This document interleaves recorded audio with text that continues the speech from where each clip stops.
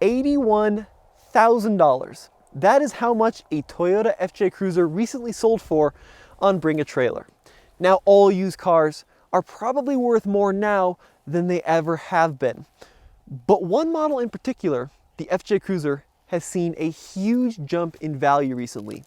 And in this video, we're going to try to dissect why is the FJ Cruiser worth so much money. Now, of course, $80,000+ for that FJ, that was the perfect FJ. It was like a 2014 with under 100 miles. It was practically brand new. But having said that, it still is not uncommon to see a 2013 or 2014 FJ Cruiser sell for $35,000, $40,000, $45,000, even $50,000. These vehicles are selling now for more than what they were brand new. And the final year of production here in the States, 2014. So what is going on? Well, first we have to kind of look at the history of the FJ Cruiser. Now, this was introduced as a concept vehicle in the early 2000s, and then the production model came out for the 2007 model year. And you see a ton of 2007, 2008 models.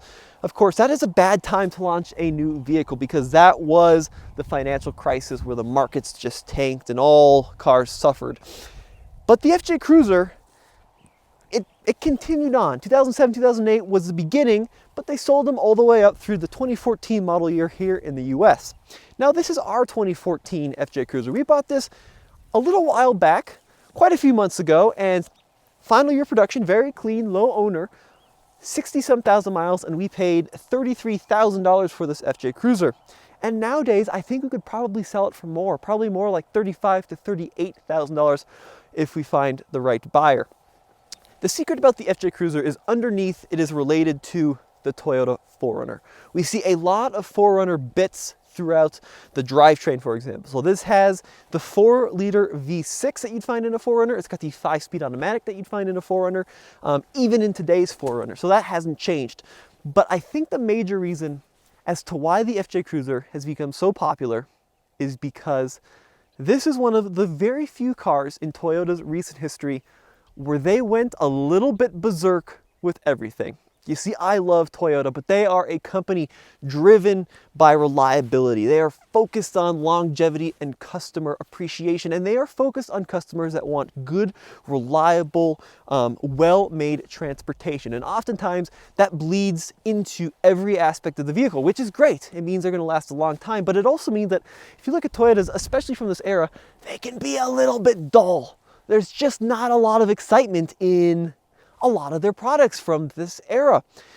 If you look at like the like the 4th gen 4Runner, that era of Camry, like the Avalon, right? The Highlander, they last forever. They're great cars, but they're just a little bit dull.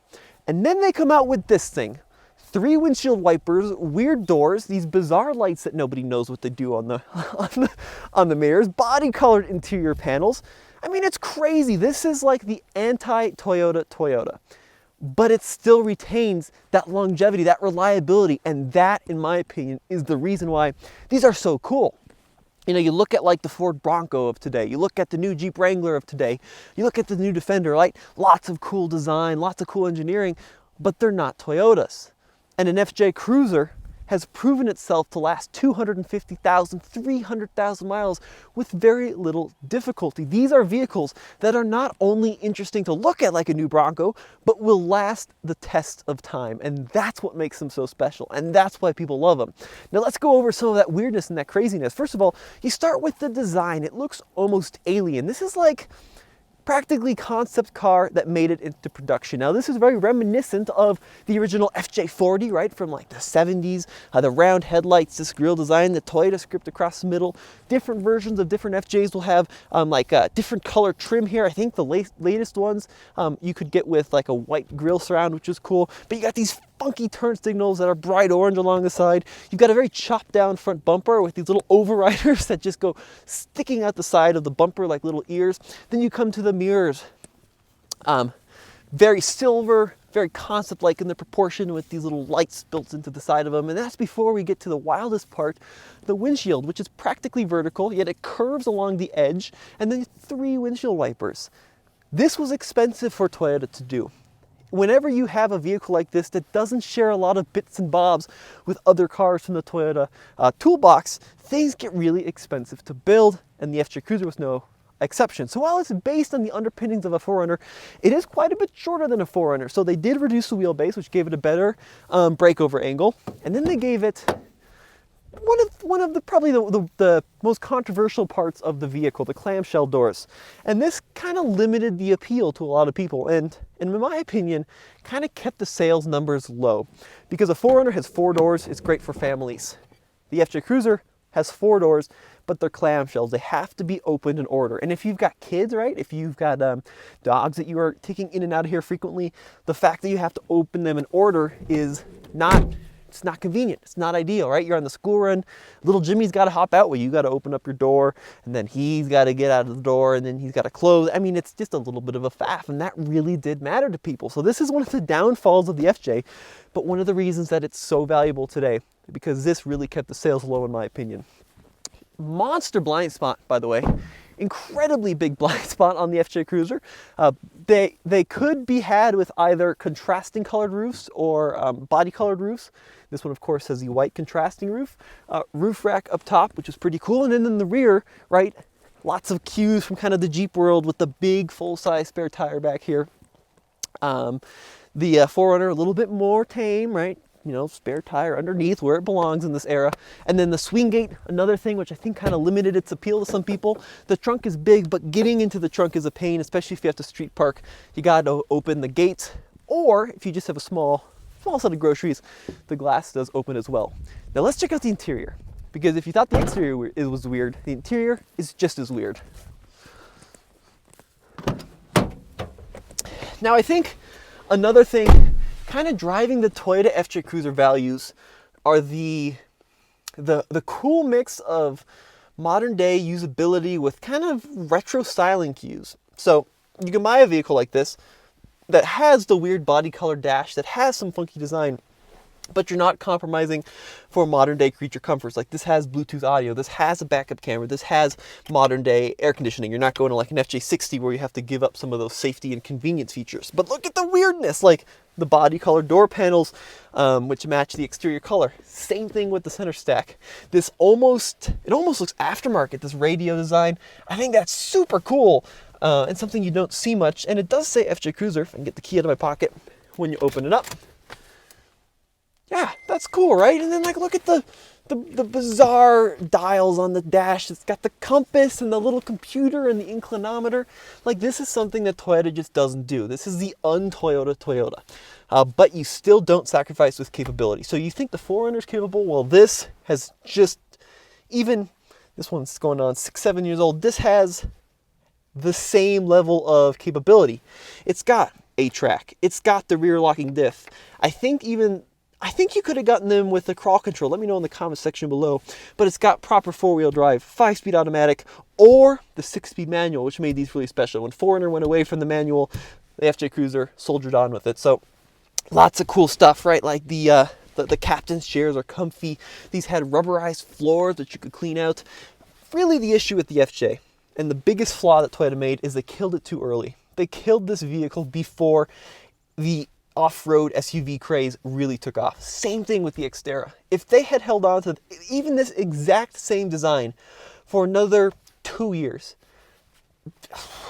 I mean, think about how many hundreds of thousands they would have sold. They killed it at the worst time, and I understand that fuel economy was compromised, and the EPA maybe got involved with some CAFE numbers, but they should have kept building it, and that was their fatal flaw, and that's part of the reason that they're so valuable in the used market.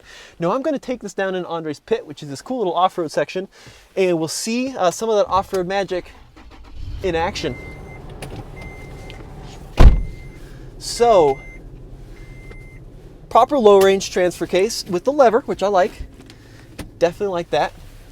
Another thing about the FJ, which was one of its biggest flaws, was the visibility is just poor. It's just got bad visibility. Very narrow windshield, very kind of squatty side windows, and that made it hard to see out of, and people didn't like that very much. But from an off-road standpoint, this is equally as good as a modern day 4Runner, and I would say in a lot of cases maybe even better with the insane approach and departure angles. Independent front suspension, solid rear axle, but you just point them anywhere and they go.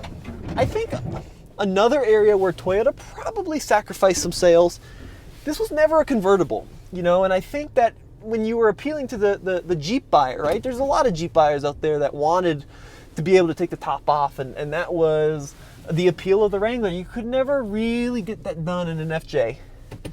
But even still, I think you'll find that it can go anywhere. Now, this is not going to be a long, in-depth off-road test. We've got plenty of those on the channel. But I do want to kind of show you just how easily these crawl up anything you point them at. You just point them uphill, point them downhill. Nice low center of gravity in them, so they feel pretty confident tackling even off-kilter terrain. Underbody protection, so as I'm going over these sticks and these rocks, I don't have to be too worried about dragging something up from underneath. Yeah, I thought that was going to be a challenge. Honestly, that was pretty darn articulated. And the FJ, it just walks up anything you point it at. Love them. And they're pretty good on the road. You know, they're not fuel efficient. That is also one of the big issues with this vehicle. We're talking about 16, 17, 18, 19 miles per gallon, maybe at the best, but they sacrifice from fuel efficiency. But it's a special rig, and I get why they're valuable. I totally get it. You got the Toyota longevity with the weirdness of a Bronco, with the capability of a Jeep, all wrapped into one, and they don't build it here in the States. Now, they continue building these abroad. You might even still be able to buy one in like Saudi Arabia. Just bring it over here. Let's get those used prices down and let me buy one with a warranty. That'd be really cool. Guys, let me know what you think. As always, this has been Tommy behind the camera case. We'll see you on the next video.